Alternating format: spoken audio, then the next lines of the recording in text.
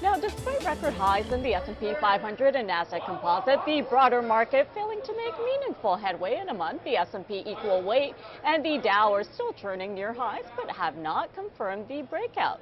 Now, defensive sectors are quietly making gains, but keep in mind they can often act as a precursor to market corrections. Market breadth has been sliding since mid-July, and parts of the tech sector are showing cracks, with seasonal weakness approaching and cycles flashing similar signs.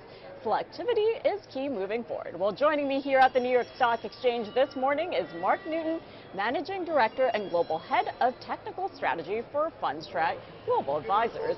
Mark, great to have you here. Thank you so much for joining me. Thanks to be. Well, here we are. We got CPI figures out this morning, Right. but when we take a step back and look at what's happening with the major stock averages, what are we actually not seeing in the headline numbers?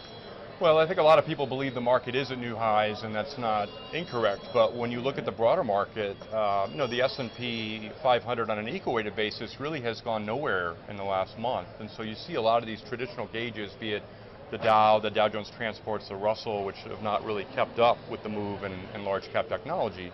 So that doesn't necessarily have to be bearish per se, but it is important that the markets start to push to new all-time highs sooner than later. To your point earlier, we have been seeing few certain signs of defensive sectors starting to gain ground, be it consumer staples and utilities, and so normally when that happens, it does warn that potentially a period of risk-off type trading and consolidation could occur. I think the one benefit for the bulls is that sentiment still is largely subdued. I mean, we really have not seen sufficient signs of bullishness or speculation, even after almost a 32% rally in about 17, 18 weeks off the April lows. And so it's extraordinary. We've seen a lot of CTAs and hedge funds have slowly started to try to keep up with the market, but we're still not really all that speculative. So if anything, to me, that means that even if we do get a seasonal pullback, which could happen in the latter part of August and early September, my thinking is it should prove short-lived and really not that long-lasting. My thinking is the market's still right to be bullish between now and year-end, but I think it'll be a little choppier over the next month or so. Yeah, a lot to keep our eyes on as we head into the rest of 2025. But you mentioned the defensive sector, so what's happening when it comes to market breadth? Well, market breadth has waned since really the last week of July. We have seen technology, push to new highs to its credit, Magnificent Seven, which have represented the majority of earnings growth, and also the majority of percentages within the S&P and the Qs have moved higher, but yet the majority of other sectors largely have not kept pace of late. And so we see, groups like materials, even some financials, healthcare, energy, which have all been lagging. So the burden has been on technology to sort of buoy the market, and that has happened, and so that is certainly a good sign. Without technology, the market probably would already be in some type of consolidation. So I think it's right to be bullish, but at the same time, if you have a short-term time horizon, it makes sense to consider precious metals and treasuries and maybe a couple of defensive sectors.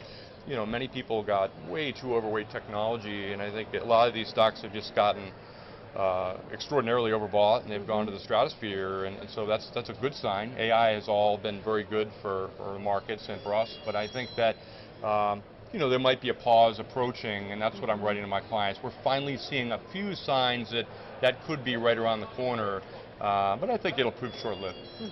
And at Fundstrat, I know that you pay attention to technical levels. So what are some key levels that you're paying attention to right now, and why?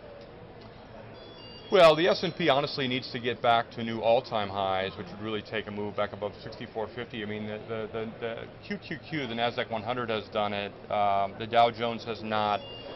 Honestly, it's a matter of the market not making new monthly lows for those that are concerned about support. And so, depending on when you're looking at futures or cash, we want uptrends to remain in shape. If those start to give way, volume starts to accelerate, breadth starts to really increase on the downside, that would warn of probably a 5% or maybe greater, 5 to 10% during this time of year, which is normal during most August and post-election years.